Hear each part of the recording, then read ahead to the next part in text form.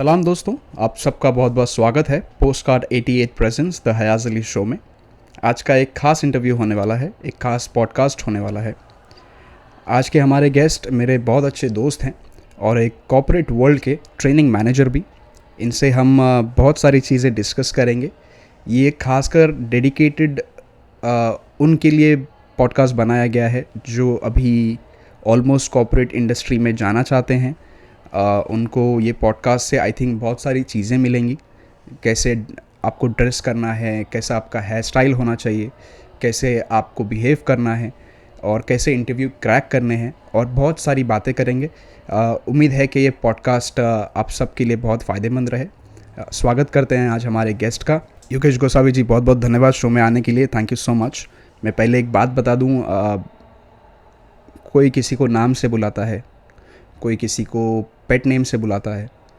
I think ये एक पहले शख्स है जो सिर्फ मुझे ही नहीं, हर इंसान को जेंटलमैन बुलाते हैं।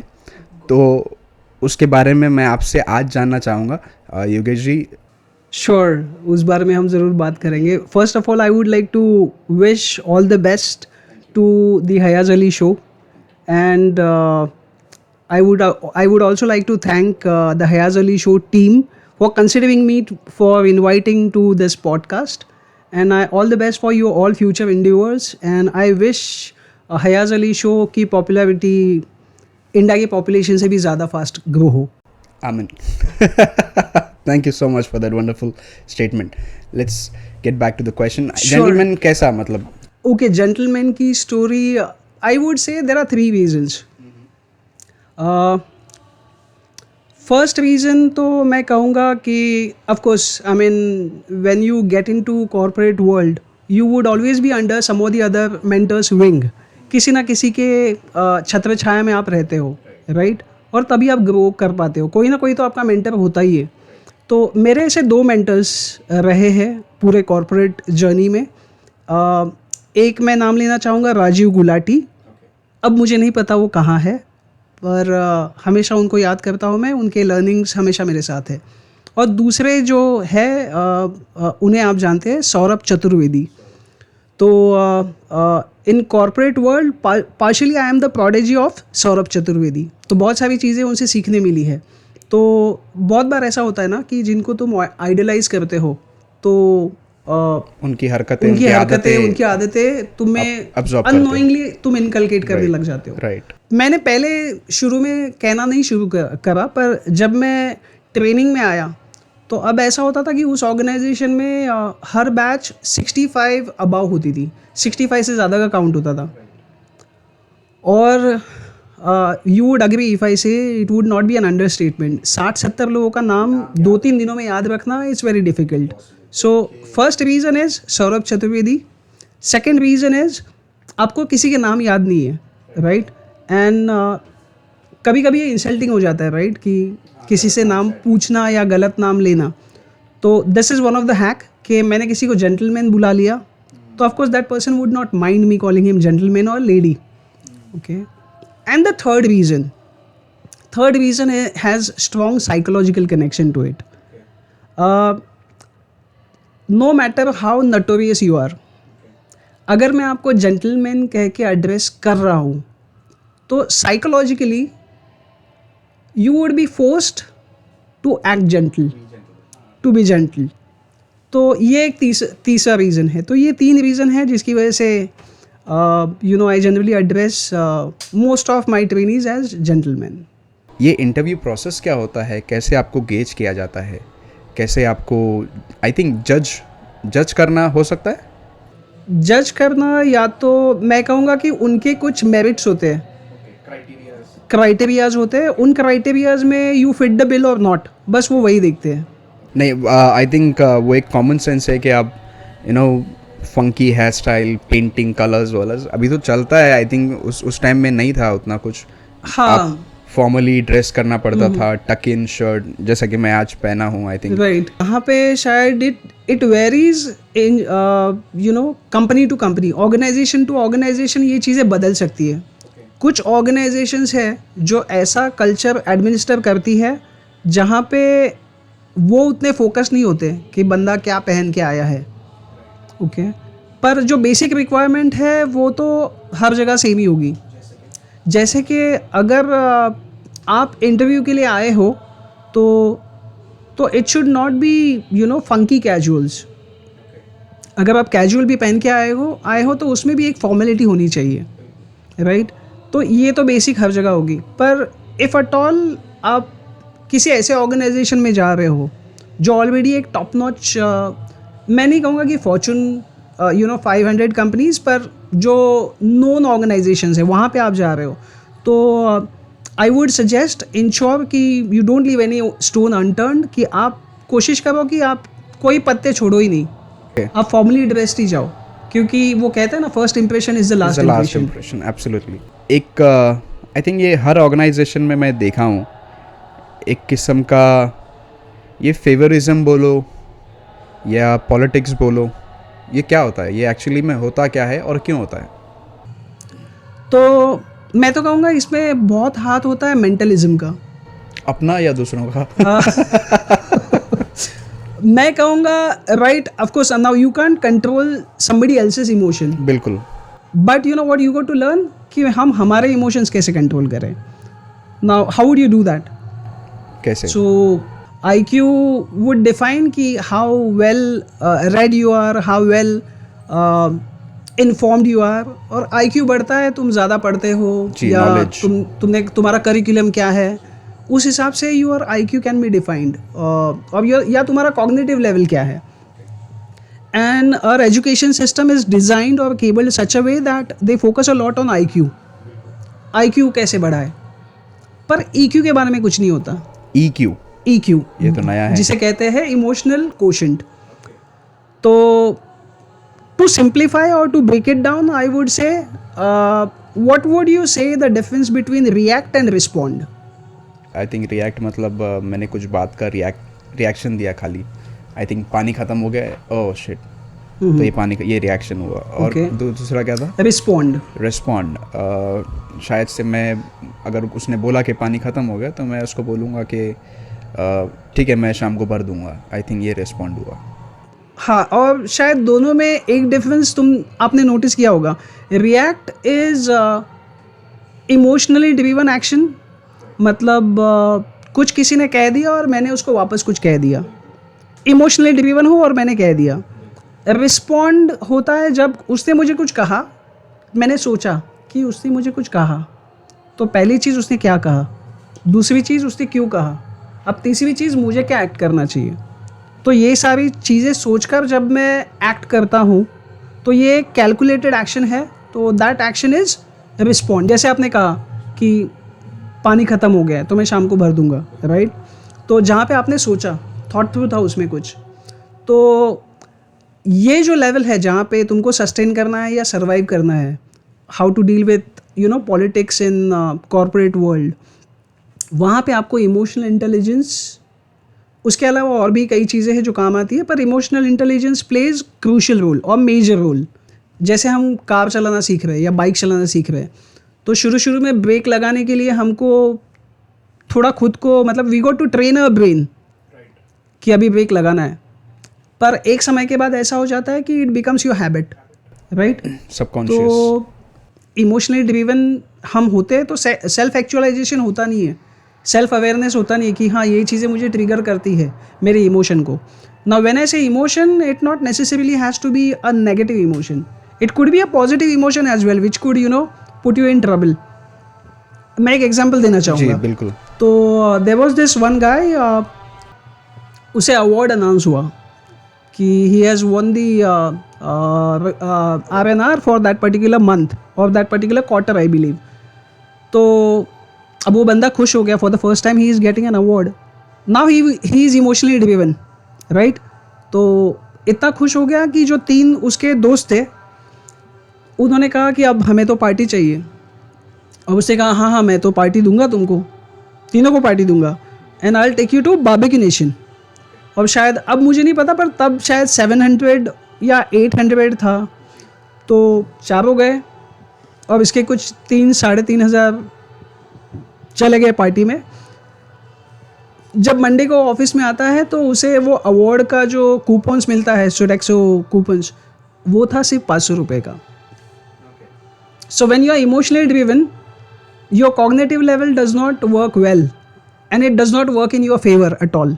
तो तुम्हारी डिसीजन मेकिंग गलत ही होगी. तो आप ये मतलब आप कहना चाहते हो कि आपने नीचे की चीज़ें नज़रअंदाज कर दी? मैं कहूँगा कि आपने डिसीजन कैलकुलेशन के बिना कर दिया. राइट. Okay. तो और एक एग्जांपल मैं देना चाहूँगा. Now so there was this one guy. Now this story is very old. So this ये जो बंदा था उसका एक सिगार की फैक्ट्री थी और सिगार का नाम था अब्दुल्ला. Okay. और ये अब्दुल्ला सिगार पूरे यूनाइटेड स्टेट्स में फेमस था. Okay. और he used to brag about it. जहाँ भी जाता था वो बोलता था कि मैं तो अब्दुल्ला सिगार का ओनर हूँ. अब एक समय ऐसा है कि वो लास वेगस में अपने दोस्त से मिलने गया था. Okay, ये ट्रू इवेंट्स है? हाँ, ये ट्रू इवेंट है. तो वो लास वेगस में अपने एक दोस्त से मिलने गया था और उसके स्कूल फ्रेंड से वो मिला और स्कूल फ्रेंड ने उसे पूछा तू करता क्या है. तो उसने कहा कि I am the owner of Abdullah cigar. Okay. तो उसके दोस्त ने कहा कि मुझे तो नहीं पता ये अब्दुल्ला सिगार क्या है. Okay. तो वो थोड़ी ईगो पे आ गई बात कि मैं इतना बड़ा मिलियनर हूँ, मैं इतना बड़ा टाइकून हूँ और ये मेरे दोस्त को लॉन्ग लॉस्ट फ्रेंड को मेरे बारे में पता ही नहीं कुछ या मेरे ब्रांड के बारे में भी कुछ पता नहीं है. Okay. तो उसने फिर कोशिश करी, अपनी टीम से बात करी. तो उन्होंने कहा कि अपना सिगार यूएस में हर जगह बिक रहा है, लास वेगस में अपना कोई मार्केट नहीं है, लास वेगस में अपना ज़्यादा पुल नहीं है. अब इस बंदे ने कहा कि नहीं ये तो बात मेरी शान पे आ गई. आप एक काम करो, ये और वो दिसंबर का महीना चल रहा था. तो उसने कहा कि नहीं ये आप एक काम करो, आप कुछ भी करो पर ये 1 महीने में Abdullah should be the top नोच सिगार इन लास वेगस. और लास वेगस जैसे हम लोग गोवा में जाते हैं 31st जी, वैसे ही लास वेगस का माहौल होता है. बिल्कुल. और दिसंबर के महीने में तो जी. तो उसका एक वेंडर था जो सेल्स डिपार्टमेंट देखता था. तो उसको उसने अप्रोच करा, बोला ये सेल्स टीम को बोलो कि ये सेल्स टीम को बोलिए कि आप ये मार्केटिंग करें और हमारा सेल ऊपर जाना चाहिए. Okay. अब ये एक आपदा है, right. With in a month ये हो नहीं सकता. दूसरी बड़ी प्रॉब्लम थी कि इनको होर्डिंग्स नहीं मिल रहे थे कहीं पे भी, बैनर्स नहीं मिल रहे थे. और वो उस वक्त कोई सोशल मीडिया नहीं था, कोई ऐसा प्लेटफॉर्म नहीं था. Newspapers and hoardings, those are the only 2 mediums जहाँ पे आप एंडोर्स कर सकते हो, एडवर्टाइज कर सकते हो. तो वो जो वेंडर था, उस वेंडर ने कोशिश करी पर उससे सिर्फ खाली होर्डिंग्स सिर्फ पब्लिक प्लेसेस में मिल रहे थे जो मेट्रोज होते हैं या बस स्टेशंस होते हैं जी. पर प्रॉब्लम ये थी कि वहाँ पे यू कांट एंडोर्स लेकर एंड सिगार्स, कोई भी इंटॉक्सिकेटेड कोई भी चीज़ का आप एडवर्टाइज या एंडोर्स नहीं कर सकते. तो ना this guy is in soup. अब इसे ये तकलीफ में है, अगर इसने कुछ एक्ट नहीं करा तो इसकी his contract will be taken away. अच्छा. अब इस बंदे ने कहा कि मैं कुछ करता हूँ, मुझे थोड़ा समय दो. और इसने कुछ 10-15 दिन लिए और उसके बाद अब्दुल्ला सिगार नंबर 1 सिगार हो गई लास वेगस में. कैसे?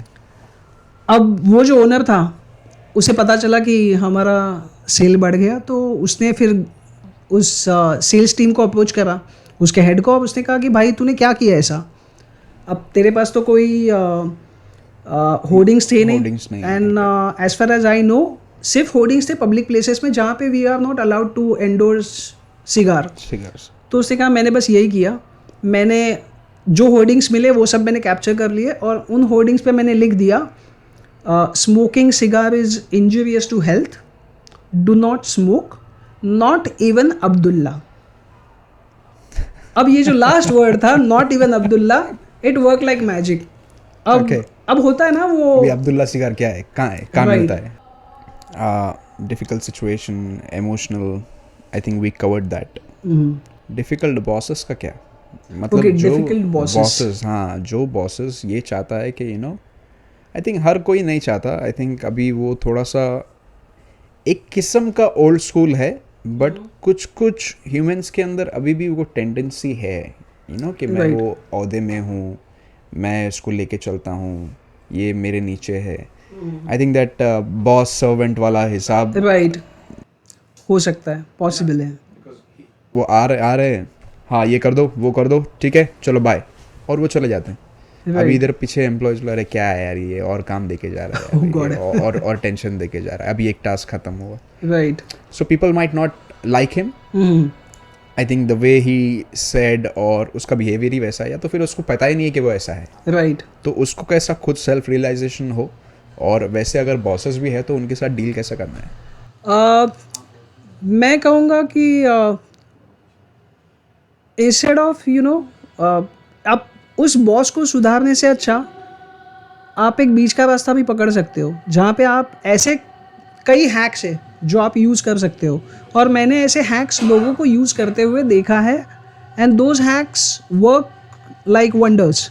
जैसे मैं एक हैक बोलूँगा कि एक ऐसी सिचुएशन थी जहाँ पे मैंने देखा there was an ex boss, and that ex particular boss used to chase जो भी उसको रिपोर्ट कर रहे हैं, जो 3-4 लोग हैं उसको रिपोर्ट कर रहे हैं, उनको हमेशा चेस करते रहता था कि क्या हुआ, ये काम कहाँ तक आया, वो काम कहाँ तक आया.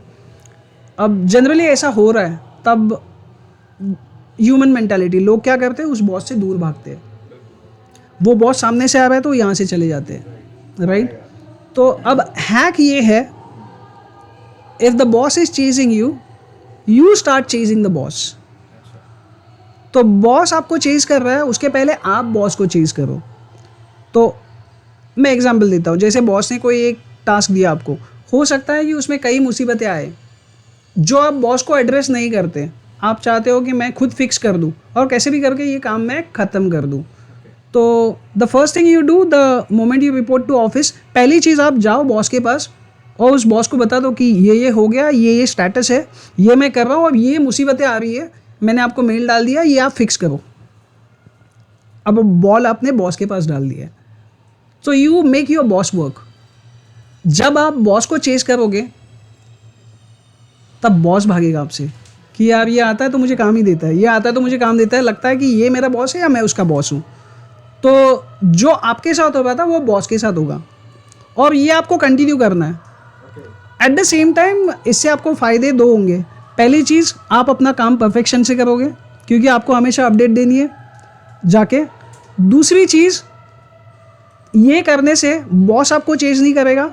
तीसरी चीज़, आप एक बिल्ड करोगे अच्छी रिलेशनशिप आपके बॉस के साथ, और आगे जाकर अगर कोई अपॉर्चुनिटी है तो you fit the bill. Boss आपके बारे में सोचेगा कि नहीं, ये बंदा हमेशा मुझे अपडेट देते हैं, बाकी तो मुझसे दूर भागते रहते हैं, ये तो मेरे पास आके मुझे अपडेट देता है. तो ये एक हैक है. दूसरी चीज़ मैं कहूँगा कि बॉस से कभी आर्ग्यू मत करो आप, even if you are right. Boss से आप आर्ग्यू मत करो. मतलब अगर तुम्हारे और तुम्हारे बॉस के बीच में ऐसी रिलेशनशिप है जहाँ पे you can be lucid, you can be clear, या आप एकदम कैंडिड होके बॉस को बता सकते हो कि ये आप जो कर रहे हो सही नहीं कर रहे हो, अब बॉस वुड नॉट माइंड. उस जगह पे शायद यू कैन बी कैंडिड. पर जहाँ पे आपको लग रहा है कि नहीं, there is a slim chance शायद मेरे कैंडिड होने का मुझे फ़ायदा नहीं होगा और बॉस को भी फ़ायदा नहीं होगा, तो वहाँ पे आई वुड सजेस्ट कि आप don't get into that zone. Argument avoid करो, और जितना हो सके तुम तुम्हारा काम करते जाओ. आज नहीं तो कल you would get perks out of it. I think ये हैक, ओके आई अग्री, क्योंकि बहस से तो कोई रिजल्ट आना नहीं है, ऑब्वियसली वो नेगेटिव ही होगा, I agree to that. But कहीं ना कहीं ये आई मीन हम इसको यही मेंटालिटी को वैसा ही कल्टीवेट कर रहे हैं कि argument, even if I am right, मैं उसको बात नहीं कर रहा हूँ. या फिर एक चीज़ मैं ऐड करूँगा जिससे थोड़ा क्लियर हो जाएगा.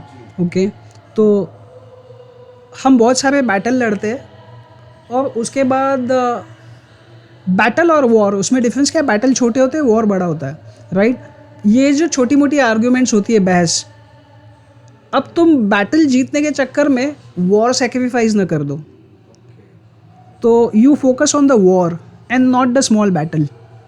बैटल जीत के क्या ही कर लोगे, but if you focus on the war, हो सकता है कि आगे जाकर, of course you are not getting into battle, हो सकता है कि दूसरे लोग बैटल में जा रहे हो, and that would make you different from the pack.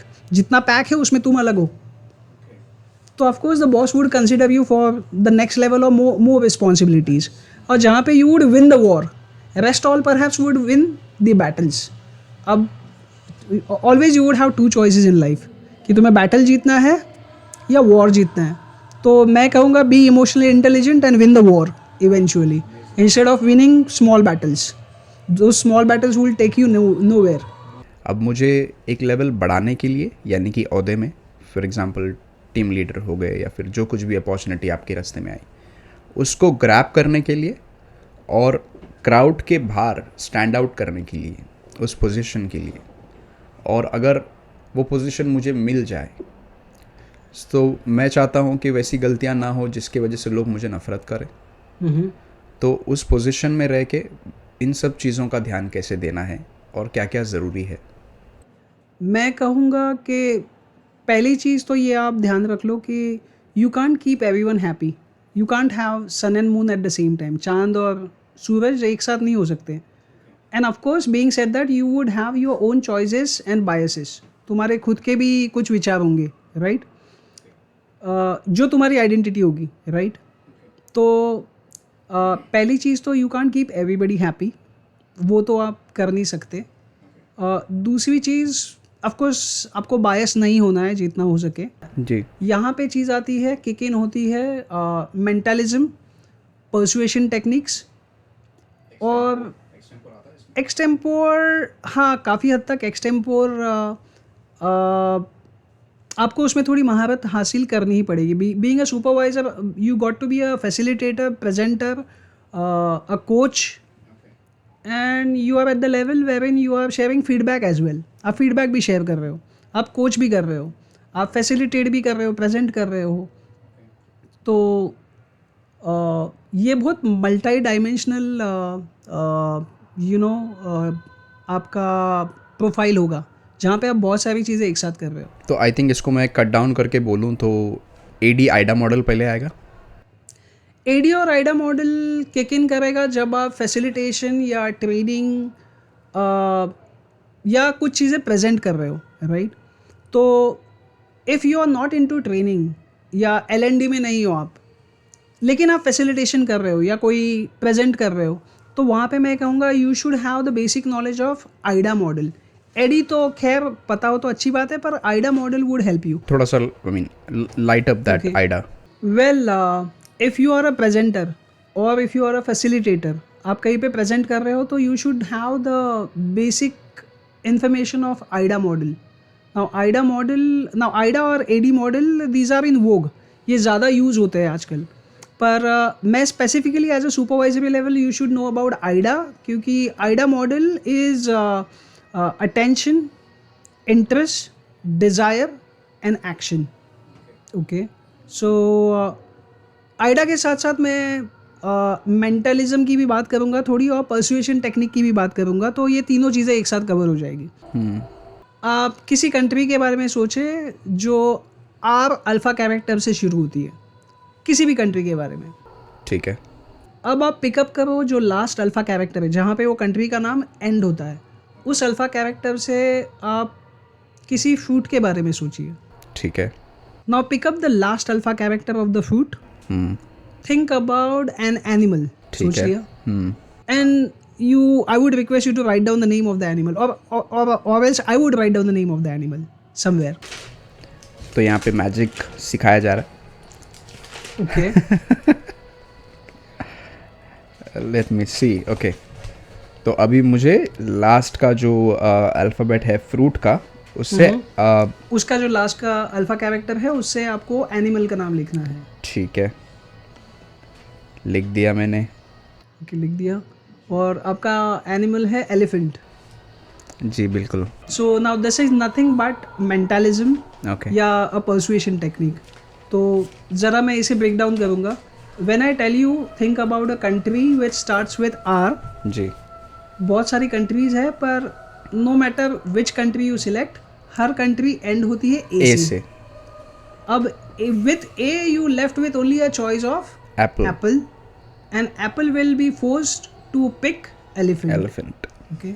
अब ये बात अलग है कि ये पर्टिकुलर प्रैक्टिस मैंने एक बैच में करी थी जी, जहाँ पे मतलब I generally ask them to write down. तो वो लिख लेते हैं. राइट. और वो चिट्स फिर हम ओपन करते हैं और देखते हैं कितने लोगों ने एलिफेंट लिखा है. और मैक्सिमम लोगों ने एलिफेंट ही लिखा होता है, पर एक बार ऐसा हुआ कि there is some one chit which I opened और उस पे लिखा था कुतरा. Okay. Now I do not know how this guy came up with कुतरा, वो कनेक्शन मुझे समझ में नहीं आया पर होता है. तो now this is nothing but mentalism, या मैं कहूँगा पर्सुएशन टेक्निक.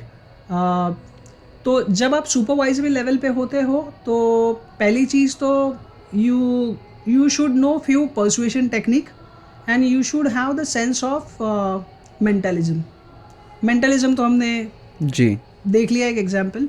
अब there are various type of mentalism, वो आप सीख सकते हो, उतना सीखना कोई डिफ़िकल्ट चीज़ नहीं है. जी अब पर्सुएशन टेक्निक के बारे में जब मैं कहूँ तो अगर मैंने आपको कहा कि रियाज आप मेरे पास 2 काम है और दोनों में से कोई एक काम कर दोगे मेरे लिए प्लीज़, वो एक 20 फुट की दूरी पर मेरे पास एक 10 किलो की बोरी है और ये 5 फुट की दूरी पर मेरे पास एक 10 किलो की बोरी है, दोनों में से आप कोई एक मेरे लिए लेके आओगे मेरे पास, आप क्या करोगे? मैं नज़दीक का चुनूंगा, नज़दीक का, और जिसका वेट थोड़ा कम हो. राइट. अब इस टेक्निक में होता क्या है कि मेरे पास 10 किलो की कोई बोरी एग्जिस्ट ही नहीं करती. ओके. अगर मैं आपको सीधे कहता कि ये बस नज़दीक वाली बोरी मेरे लिए लेकर आओ, तब मेरे पास ऑप्शन है, तुम्हारे पास ऑप्शन होता करना कि और मैं नहीं करना, करूँ या नहीं करूँ. पर जब मैं आपको 2 चॉइसेस देता हूँ जिसमें से एक चॉइस फेक चॉइस है जो एग्जिस्ट ही नहीं करती, पर वो आपको नहीं पता, तो ऑब्वियसली आपका दिमाग ईजी चीज़ें पिक कर लेता है. जैसे रशिया से एप्पल, एप्पल से एलिफेंट, तो आपने तुरंत पिक कर लिया हाँ मैं नज़दीक वाला लेके आऊँगा, जहाँ पे आपके पास ऑप्शन, आपने ना के ऑप्शन के बारे में सोचा ही नहीं. तो this is one of the persuasion technique. मतलब ये सब वो टेक्निक्स है जो आपको क्राउड को हैंडल करने में मदद करेगी एज ए सुपरवाइजर.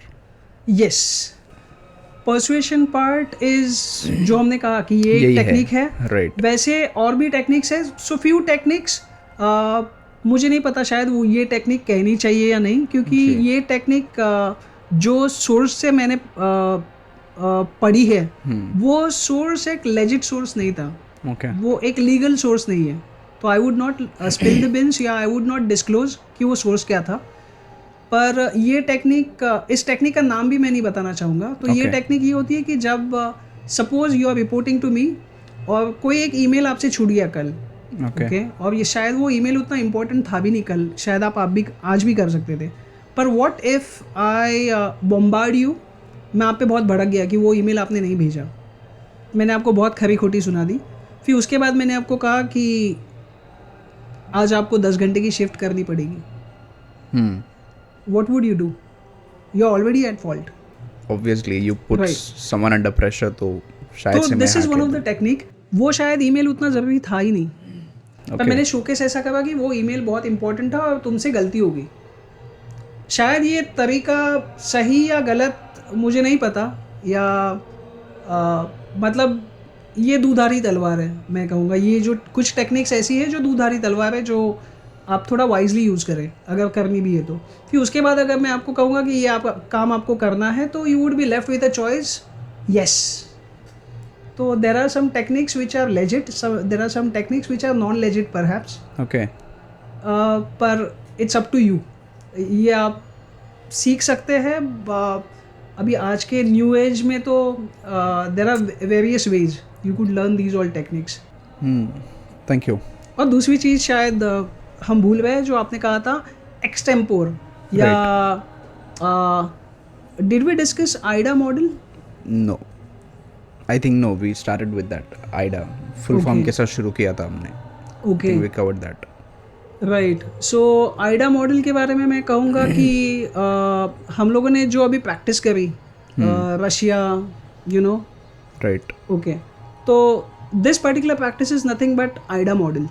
नाउ जब भी आप कहीं सेशन कर रहे हो या कोई प्रेजेंटेशन कर रहे हो, specifically when you do not know the audience, और परहैप्स उस ऑडियंस के साथ आपका बाद में इंटरेक्शन शायद ना हो, तो बहुत कम समय मिल जाता है आपको उस ऑडियंस के साथ आइस ब्रेक करने के लिए जी. तो आइडा मॉडल का फर्स्ट जो ए है that stands for attention. Okay. तो when you start your presentation with something which grabbed their attention, okay, when I started with the quiz, it grabbed your attention, right.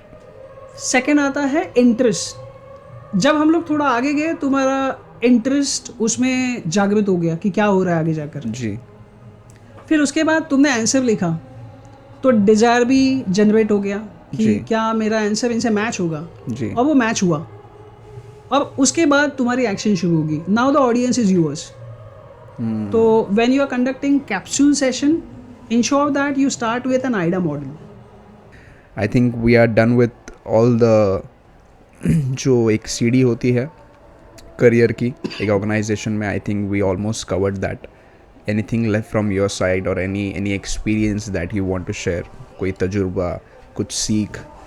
मैं कहूँगा सिर्फ हम लोगों ने एक्सटेम्पोर के बारे में बात नहीं करी, तो मैं कहूँगा कि एक्सटेम्पोर जो होता है वो एक्चुअल होता क्या है। ओके तो एक्सटेम्पोर ये होता है कि जहाँ पे you would be asked to talk about a topic without preparation. जी और बीइंग अ प्रेजेंटर, सुपरवाइजर हो तो कभी हो सकता है कि आपको प्रेजेंट करना पड़े।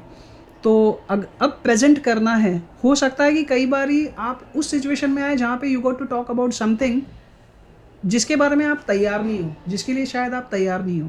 राइट। कभी कभी इंटरव्यू में होता है ऐसा। होता है। और कभी कभी ये भी होता है कि ये एक्सटेम्पोर राउंड काफ़ी पहले होता था या जी। अभी भी कई कंपनीज में होता है कि जहाँ पे दे वांट टू गेज कि आप कितने अच्छे से कम्युनिकेट कर सकते हो। जी बिल्कुल। तो how to crack this extempore jinx, तो उसके लिए कई टेक्निक्स है।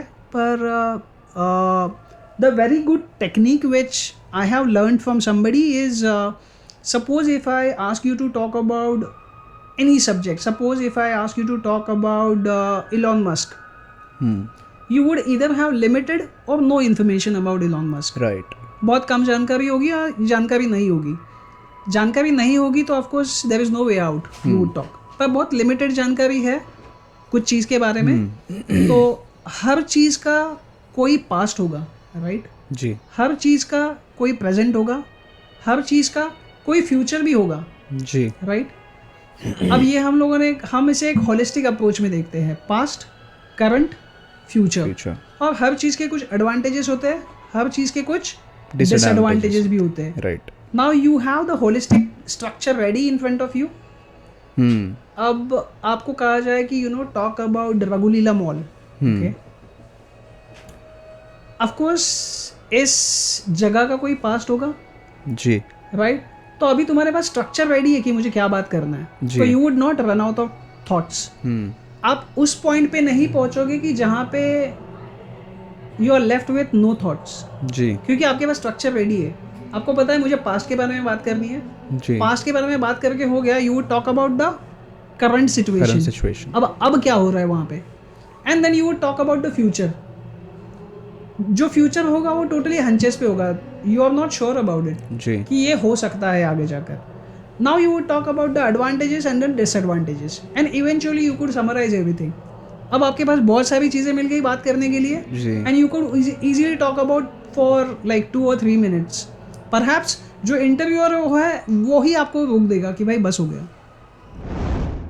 आई think there is a place in Navi Mumbai, एक बहुत बड़ा कॉर्पोरेट है, बहुत बड़ा कंपनी है। वहाँ का एक रूमर है, हकीकत है पता नहीं। अभी आप एक तो वहीं के हो और आप कॉर्पोरेट में भी हो, तो मैं चाहता हूँ कि आप इसमें थोड़ा सा हाईलाइट डालें। कहानी ये है, रूमर है, हकीकत है पता नहीं, but this is what we heard. 2 instance है, दो कहानी है।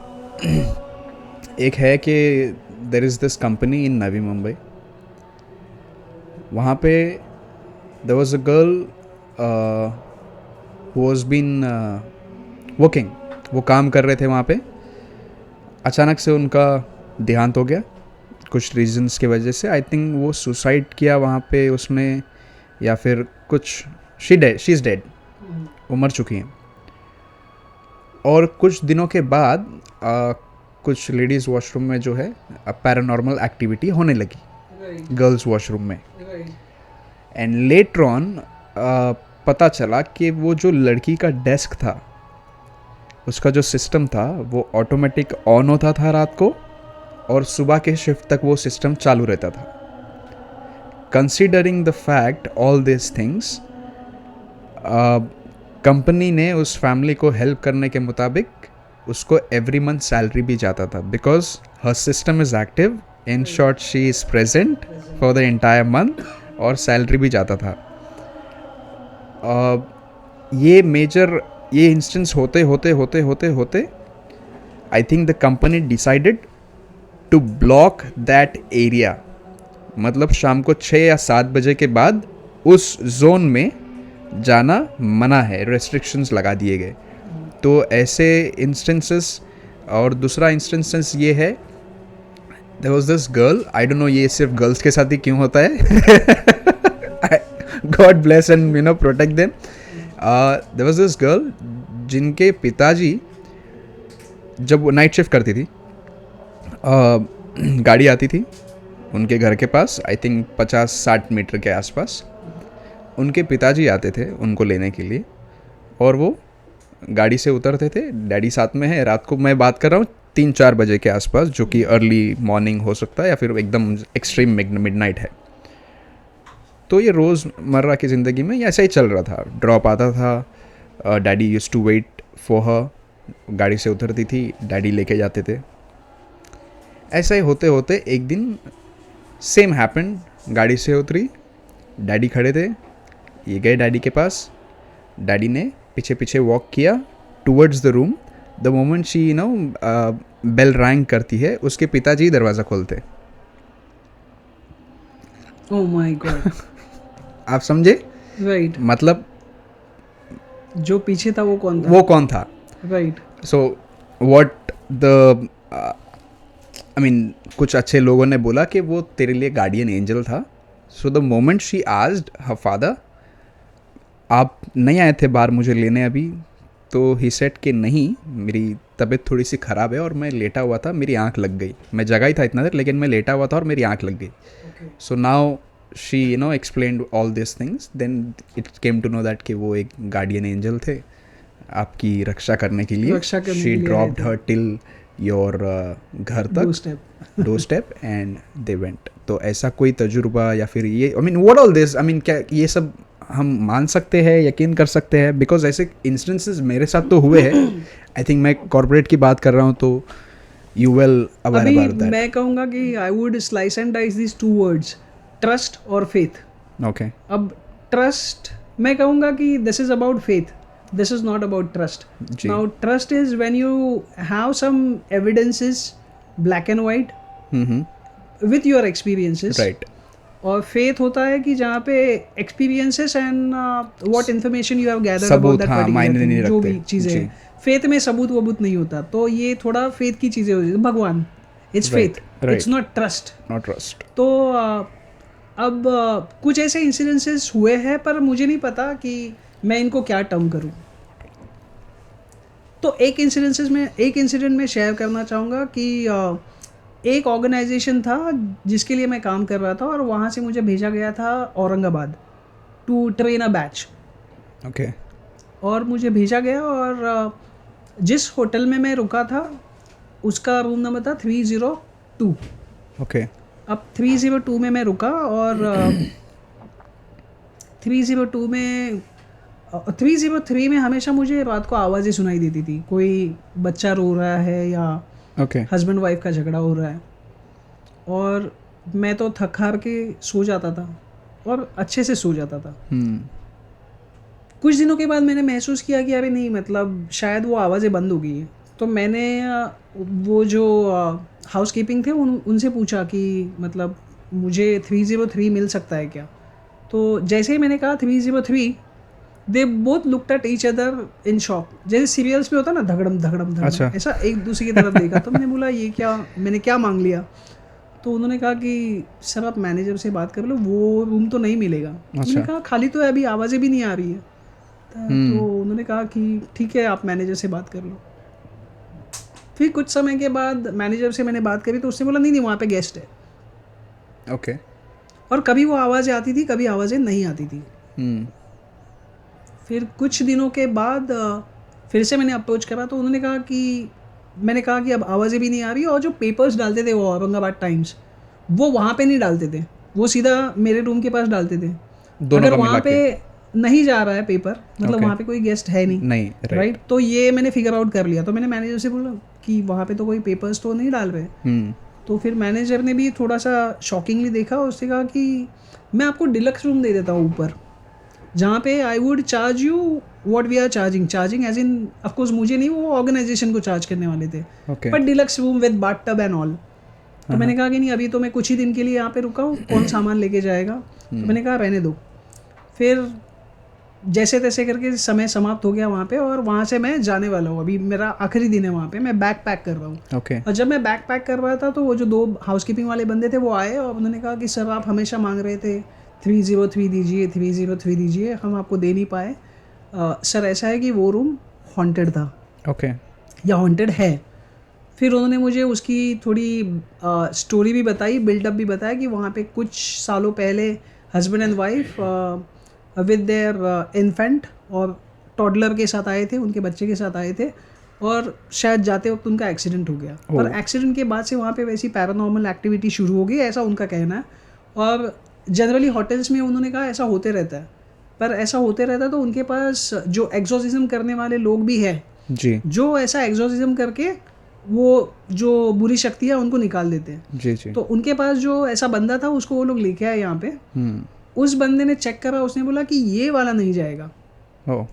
तब उन्होंने वो रूम लॉक कर दिया. वो रूम सिर्फ 6 महीने में एक बार खुलता है साफ़ सफाई के लिए. और मैंने कहा थैंक गॉड आप लोग मुझे अब बता रहे हो जब मैं जा रहा हूँ. और मैं थैंक्स करता हूँ आपको कि आपने मुझे तब नहीं बताया जब मैं यहाँ पे आया था. अच्छा.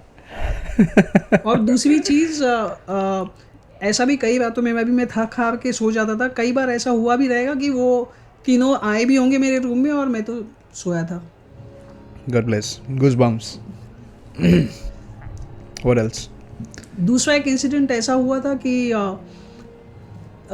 This incident happen in my heydays, जब मैं कॉल सेंटर में शुरू ही करा था मैंने मेरा करियर, और अंधेरी में कोई कॉल सेंटर था, वो अब भी है वहाँ पे. Okay. I would not name it. तो they use to deal in mortgage. तो यूएस में कॉल करते थे और लोगों को पूछते थे कि मतलब would you like to refinance your mortgage with us. तो हम आपको कम इंटरेस्ट और कम मंथली पेमेंट हो जाएगा, आपका पैसा बच जाएगा. जी. तो हम वही करते थे. तो पुराने समय में वो पॉपअप होता था, डायलर होता था कि एक पॉपअप आता था, तुम्हें पता है ये राइट पार्टी कॉन्टैक्ट है जी. इससे तुम्हारी बात होने वाली है. उस डायलर पे पता चल जाता था. तो उस डायलर पे नाम आया नैन्सी. Okay. तो मुझे पता है कि ये जो हाउस ओनर है उसका नाम है नैन्सी. Okay. पर फ़ोन उठाया था किसी बंदे ने. तो ऑफकोर्स मैंने पूछा कि मे आई स्पीक विद नैन्सी. तो उस बंदे ने कहा कि नैन्सी तो है नहीं यहाँ पे, पर मैं उसका पति बोल रहा हूँ जॉर्ज. Okay. तो क्या बात है. तो मैंने बोला कि ठीक है ना, मतलब. तो मैंने उससे पूछ लिया कि आर यू दी को ओनर ऑफ द हाउस. तो उसने कहा कि हाँ मैं को ओनर हूँ. तो मैंने उससे पिच किया तो वो बोला कि हाँ हम तो 9% पे कर रहे हैं, आप हेल्प करोगे तो अच्छा ही हो जाएगा. अच्छा. तो फिर उससे मुझे सारी इन्फॉर्मेशन दे दी कि उसका मंथली पेमेंट कितना है, इंटरेस्ट रेट कितना है, हाउस वैल्यू कितना है, लोन टू वैल्यू रेशो भी कैलकुलेट करा दिया. अब बस मुझे उसे कनेक्ट करना था लोन ऑफिसर से. जब वो लोन ऑफिसर से बात कर दिया उसने, या लोन ऑफिसर से पूछेगा कि आप इंटरेस्टेड हो, और उसने कह दिया हाँ, तो that is considered as 1 point for me. Okay. तो वहाँ तक मुझे लेके जाना है. और ये भर रहा है 8%, और 8% तो काफ़ी ज़्यादा था. तो मैंने उसे कहा कि now I am going to connect you to the loan officer. आप लोन ऑफिसर से बात कर लीजिए, उनको बता दीजिए. तो उसने कहा नहीं रुक जाओ. उसने कहा डैन आप मुझे, मतलब डैन मेरा सूडो नेम था. तो उसने कहा कि डैन आप 1 घंटे के बाद कॉल करो, और जो भी फाइनेंशियल डिसीजंस होते हैं, my decision maker is Nancy. तो आप 1 घंटे के बाद कॉल करो, नैन्सी से बात कर लो, और नैन्सी को आप बात करा दो लोन ऑफिसर से. And I am sure she would agree to speak with the loan officer. तो मैंने कहा ठीक है, कौन सा भागा जा रहा है, वैसे भी 8% पे कर रहे हैं. मैंने 1 घंटे के लिए उसको शेड्यूल कर दिया. 1 घंटे के बाद जब वो पॉपअप फिर से आया, तब मुझे पता था अब शायद मैं नैन्सी से बात करूँगा. जी. और this time it was picked up by Nancy. Okay. और मैंने बोला कि am I speaking with Nancy. तो उसने कहा कि हाँ. तो फिर मैंने सीधा जड़ में हाथ डाल दिया. मैंने बोला कि नैन्सी मुझे पता है आप 8% पे कर रहे हो, और हम आपको काफ़ी लो इंटरेस्ट रेट लो पेमेंट दे सकते हैं, आपका मंथली पेमेंट इतना है, आपका हाउस वैल्यू इतना है, मैंने सब बोल दिया। तो उसने कहा हाँ हाँ तुम सही कह रहे हो। तो मैंने उसे कहा बस आपको लोन ऑफिसर से बात करनी है, अगर आपको डील पसंद है तो you can go ahead with it, अगर आपको डील पसंद नहीं आई तो you are free to move away. तो उसने कहा ओके, और मैंने उसे कनेक्ट करा लोन ऑफिसर से, और लोन ऑफिसर ने भी उससे पूछा कि वुड यू बी इंटरेस्टेड, तो उसने कहा कि यस। उसके यस करने के बाद मैंने छोड़ दिया उस कॉल को, और मेरे नाम पे एक पॉइंट आ गया। उसके बाद मैं ब्रेक पे गया, और ब्रेक से जब मैं वापस आता हूँ तो वो एक ज़माना था, शायद वो ऑर्गेनाइजेशन भी ऐसा था कि जहाँ पे उतना क्रीम क्राउड नहीं होता था। तो जो मेरा जो दोस्त था जो मेरे बाजू में बैठा था, वो जैसे ही मैं आया तो उसका रिएक्शन ये था, बंडा क्या किया तूने? बोला क्या हुआ? तो all skeleton staff, AVP, directors सब लोग आए तो सब तुझे ढूंढ रहे। तो मैंने बोला क्यों? तो बोला देख, दो चीज़ें हो सकती है, या तो तुझे प्रमोशन दे रहे या तो तुझे सैक कर रहे हैं। तो मैंने बोला प्रमोशन वाली बात तो दिख नहीं रही है दूर दूर तक, ये सैक वाला मामला ही लगता है, पर मैंने ऐसा तो कुछ किया नहीं है। तो फिर मुझे बुलावा आ गया कि आओ कॉन्फ्रेंस रूम में। मैं कॉन्फ्रेंस रूम में गया तो उन्होंने कहा, पहली चीज़ मुझे कही गई कि why did you pull the credit score. अब क्रेडिट स्कोर तो आपको पता होगा, जैसे अपना सिबिल होता है जी, वैसे उनका क्रेडिट स्कोर होता है SSN पे। तो उन्होंने पूछा कि तुमने क्रेडिट स्कोर क्यों पुल किया। तो अब मैं कॉन्टेक्स्ट बता देता हूँ कि उन्होंने ऐसा क्यों पूछा। तो ये सारी जो इन्फॉर्मेशन मुझे मिली थी जॉर्ज से, नैन्सी का हस्बैंड। हाँ, नैन्सी का हस्बैंड जी। तो मैंने उनसे पूछा कि मैंने तो कोई क्रेडिट स्कोर पुल नहीं किया, मुझे तो क्रेडिट स्कोर पुल करना नहीं आता। तो उन्होंने बोला तुझे आता है क्रेडिट स्कोर पुल करना, और उन्होंने ऐसे ही जैज़ दे दिया कि हमने स्क्रीन कैप्चर करी है, उससे हमको पता चला है कि तुमने क्रेडिट स्कोर पुल किया। अब मैं तो कॉन्फिडेंट था कि मैंने तो क्रेडिट स्कोर पुल नहीं किया, मुझे आता भी नहीं था। तो मैं तो अपनी बातों पे टिका रहा। फिर उन्होंने इवेंचुअली मुझे बता दिया कि ये देखो तुम्हारे नाम पे एस्केलेशन आया, ये नैन्सी नाम की बंदी से आपकी बात हुई थी। मैंने कहा हाँ। तो उन्होंने ईमेल दिखा दिया, और ईमेल में उसने लिखा था कि Dan has pulled my credit score, मतलब उसकी वजह से उसके पास ये सारी इन्फॉर्मेशन थी। तो अब मुझे ये पूछा गया कि ये इन्फॉर्मेशन तूने अगर क्रेडिट स्कोर पुल नहीं किया तो तेरे पास ये इन्फॉर्मेशन आई कहाँ से? तो अब मेरे पास इन्फॉर्मेशन कहाँ से आई थी? जॉर्ज से, राइट। तो मैंने उनको बोला कि अरे 1 घंटे पहले मैंने उसके पति से बात करी, जॉर्ज से। तो उन्होंने ईमेल रिप्लाई कर दिया कि मतलब he spoke to your husband George.